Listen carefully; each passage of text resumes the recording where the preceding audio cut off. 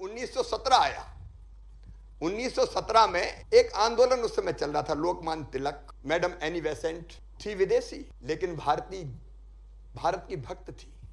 भारत का ज्ञान, भारत के विज्ञान, भारत का अध्यात्म वो उनके रग रग में रचा बसा था। लोकमान्य तिलक ने उस समय भारत में स्वशासन की स्थापना के उद्देश्य से एक होम रूल आंदोलन चल रहा। होम रूल का मतलब ब्रिटिश गवर्नमेंट के अंतर्गत ही एक स्वशासन का अधिकार और अधिक अधिकार ये भारत को मिले। तो होम रूल आंदोलन, उसके प्रमुख भाग के रूप में एक नया झंडा अपनाया गया।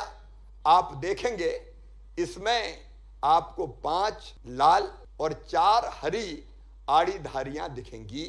ऊपर आप यूनियन जैक को भी देखेंगे, क्योंकि उस समय वो ब्रिटिश साम्राज्य के अंतर्गत ही उन्होंने कल्पना की थी कि हमको स्वशासन के और अधिक अधिकार दिए जाएं। और जो आसमान में कभी कभी आप देखते होंगे सप्तऋषि, पता नहीं आजकल देखते हैं कि नहीं, हम तो जब गांव में आंगन में सोते थे तो रोज देखते थे कि ये सप्तऋषि है। 7 तारे, तो वो सप्तऋषि के आकार में 7 तारे थे और चंद्रमा और एक तारा अलग दिखाई देता था। ये 1917।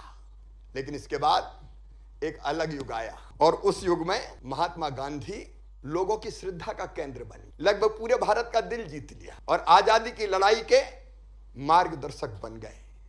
1921 में महात्मा गांधी ने यह महसूस किया कि एक राष्ट्रीय ध्वज होना चाहिए, हमारे देश का एक राष्ट्रीय ध्वज, एक भारतीय ध्वज। यह महात्मा गांधी जी ने इसकी आवश्यकता महसूस की और महात्मा गांधी जी ने यह काम दिया ध्वज बनाने का, ध्वज के स्वरूप को बनाने का श्री पिंगली वेंकैया जी को। और उन्हें कहा कि ध्वज में चरखे के साथ ध्वज का डिजाइन बनना चाहिए। चरखा उस समय स्वदेशी का प्रतीक बन गया था और इसलिए 1921 में जो कल्पना की गई तो इसमें नीचे लाल, बीच में हरा और ऊपर सफेद रंग भी जोड़ दिया गया और पिंगली वेंकैया जी को यह कहा गया कि चरखे के साथ वो इस डिजाइन को बनाए। क्रांति की ज्वालाएं लगातार धधकती रही और आजादी की लड़ाई की बाद में 2 धाराएं बन गई। एक धारा थी स्वतंत्रता संग्राम सेनानियों की,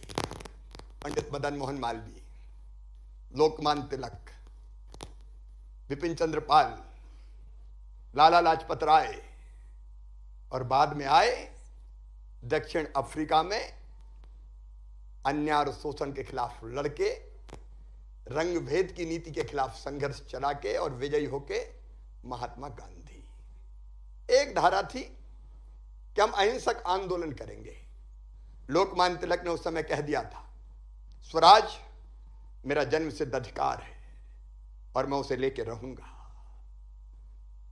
एक तरफ अहिंसक आंदोलन, लेकिन दूसरी तरफ ऐसे क्रांतिकारी भी थे जिन्होंने ये माना कि अंग्रेज केवल हाथ जोड़ने से भारत छोड़ के नहीं जाएंगे, अगर इनको यहां से खदेड़ना है तो अस्त्र उठाने पड़ेंगे, शस्त्र उठाने पड़ेंगे।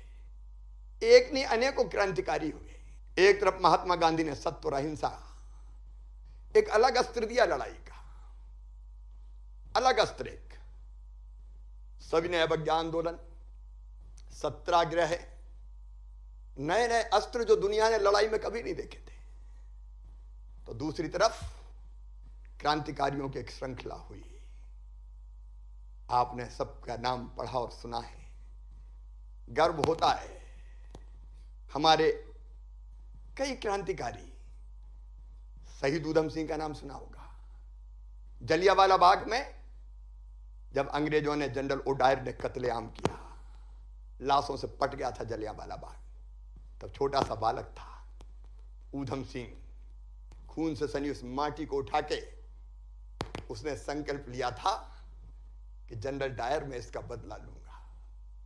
डायर चला गया अपने देश, ऊधम सिंह भी पहुंचे। कई दिनों तक कैसे मैं बदला लूं इसकी योजना बनाई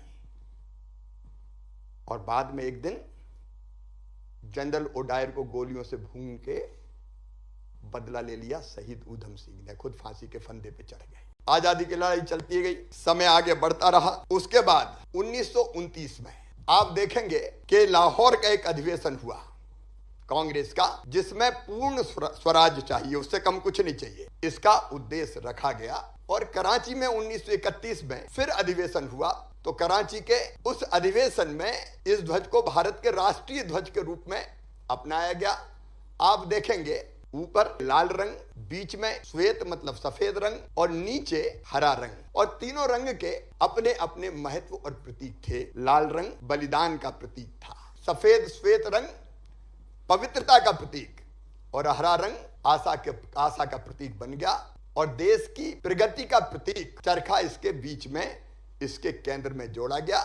ये 1931 में हुआ, और तिरंगे का ये स्वरूप, राष्ट्र ध्वज का ये स्वरूप हमारे सामने आया। आजादी की लड़ाई चलती गई, देश आगे बढ़ता रहा। आजाद हिंद फौज के शौर्य के कारण, देश में करो या मरो अंग्रेजों भारत छोड़ो आंदोलन के कारण भारत का बच्चा बच्चा स्वतंत्रता के यज्ञ में, महायज्ञ में कूद गया। तब अंग्रेजों ने तय किया कि अब भारत में टिक नहीं सकते, हमको जाना ही पड़ेगा। और तब आजादी देने की तैयारियां शुरू हुई। तो फिर हमारी संविधान सभा बनाई गई कि देश को चलाना है तो एक संविधान चाहिए, इसलिए संविधान सभा का गठन हुआ। हमारे प्रथम राष्ट्रपति जो बाद में बने डॉक्टर राजेंद्र प्रसाद, 22 जुलाई 1947 को उस संविधान सभा ने स्वतंत्र, इस जो ध्वज आपको दिख रहा है वर्तमान स्वरूप में, इसे भारत के राष्ट्रीय ध्वज के रूप में अपनाया। इसमें ऊपर केसरिया रंग, मध्य में सफेद रंग और सबसे नीचे हरा रंग। इसके मध्य में जो सफेद रंग है वो शांति और सत्य का प्रतीक है। सबसे नीचे जो हरा रंग है वो हमारी भूमि की उर्वरता, हरियाली, विकास और सुविधा का प्रतीक है, शुभता, उसको प्रदर्शित करता है। और ध्वज के बीच में चरखे के स्थान पर ये 24 तीलियों वाला चक्र है, ये 24 तीलियों वाला चक्र। और ये चक्र हमको ये दिखाता है कि गति ही जीवन है और ठहराव ही मृत्यु। और ये हमारा आज प्राणों से प्यारा तिरंगा हमारा राष्ट्रीय ध्वज है।